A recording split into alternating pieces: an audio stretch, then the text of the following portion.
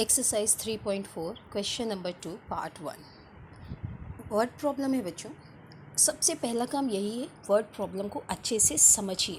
दिया क्या है, अगर वो आपको समझ में आ गया तो आप फिर इसको अच्छे से कर पाएंगे। अगर आपको समझ ही नहीं आया कि दिया क्या हुआ है तो इसको करना फिर बहुत मुश्किल होगा। तो क्या दे रखा है, part of monthly hostel charges is fixed and the remaining depends on the number of days one has taken food in the mess। तो इस पर बेस स्टूडेंट ए और स्टूडेंट बी का टोटल कॉस्ट है कि कितना उन्होंने खर्चा किया, हॉस्टल चार्ज कितना लगा है। पहले हम बात करते हैं कि हमें सपोज़ क्या करना चाहिए। तो जो आपका पूछा गया है, फाइंड द फिक्स्ड चार्जेस, आपने बता दिया and the cost of food per day. तो इन्हीं दोनों को आप सपोज़ कर लेंगे। ये जो आपका दे रखा है ये आपने सपोज़ कर लिया। तो लेट द फिक्स्ड चार्जेस, आपने सबसे पहले दो पार्ट में आंसर लाना है। तो आपने कहा फिक्स्ड चार्जेस x हैं और cost of food per day y है। अब आपने बात करी स्टूडेंट ए की। स्टूडेंट ए ने कितने दिन फूड लिया है, 20 डेज़। और एक दिन अगर मेस से खाना खाते हैं तो कॉस्ट क्या है, वाई। एक दिन की cost for 1 day is rupees Y, so cost for 20 days. तो 20 डेज़ खाना खाने के लिए उसको कितने देने पड़ेंगे, 20 इंटू वाई। जैसे अगर आप एक दिन में 10 रुपीज़ खर्चा कर रहे हैं तो 2 दिन में कितना करेंगे, 2 इंटू 10 यानी कि 20। तो अब इसका टोटल कॉस्ट इसने दिया, चार्जेस कितने लगे हैं, 1000 रुपीज़। तो चार्जेस कैसे लगते हैं, फिक्स्ड प्लस जो हर दिन खाना खा रहे हैं उसका, उस तरीके से टोटल चार्जेस बनते हैं। तो पहले फिक्स चार्ज जोड़ दिया हमने इसके कॉस्ट में x, फिर 20 डेज़ का कॉस्ट कितना है 20y, और टोटल बना कितना 1000। तो ये हो गई इक्वेशन 1। इसको बच्चों इस तरीके से मैंने किया है।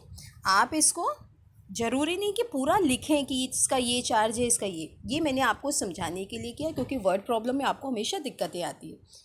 तो यहाँ से ये समझ लीजिए और आप डायरेक्ट इस पे भी अराइव कर सकते हैं। आपने डायरेक्ट लिखा कि ये x है, ये y है, और according to question this is equal to this. Same student B के लिए फिक्स चार्जेस, इसके लिए भी कितना रहेगा, x। Number of days she took food 26 days. एक दिन अगर फूड लेती तो कितना कॉस्ट था, y।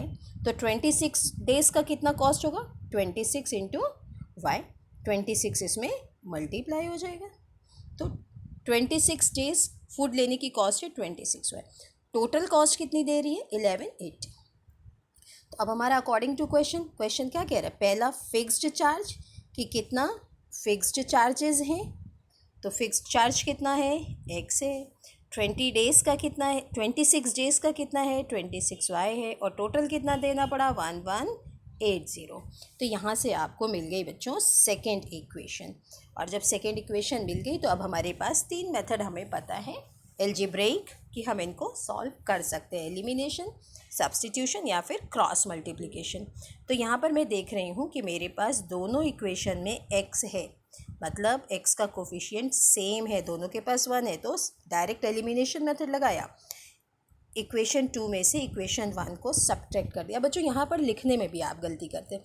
तो अब देखिए आप किसको सब्ट्रैक्ट कर रहे हैं, उसको ही सब्ट्रैक्टिंग के साथ लिखेंगे। आप लिख देते हैं सब्ट्रैक्टिंग 2 बाय दिस बाय, ऐसे नहीं। जो इक्वेशन नीचे आ रही है जिसको आपको सब्ट्रैक्ट करना है उसे सब्ट्रैक्टिंग के साथ यहाँ पर 1 आएगा, सब्ट्रैक्टिंग 1 फ्रॉम 2, क्योंकि हम 1 को माइनस कर रहे हैं 2 से, फ्रॉम 2। तो माइनस कर दिया, माइनस करेंगे तो साइन नीचे वाले, x पॉजिटिव है तो नेगेटिव, ये प्लस है तो माइनस, 1000 प्लस है तो माइनस, कैंसिल आउट होगा, y की वैल्यू आ जाएगी। फिर y की वैल्यू किसी भी इक्वेशन में पुट कर देंगे, चाहे इक्वेशन 1 में और चाहे इक्वेशन 2 में, तो वहाँ से हमें x की वैल्यू मिल जाएगी। तो ये बच्चों आपका क्वेश्चन था।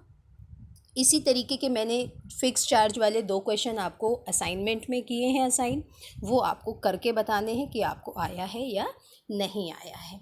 और अच्छा, आंसर लिखने का भी तरीका है, केवल एक्स और वाई निकाल के मत छोड़ दीजिए, बताइए एक्स क्या था तो वहाँ पर आंसर भी दीजिए। So fixed charge is equal to ₹400 and cost of food per day is equal to ₹30।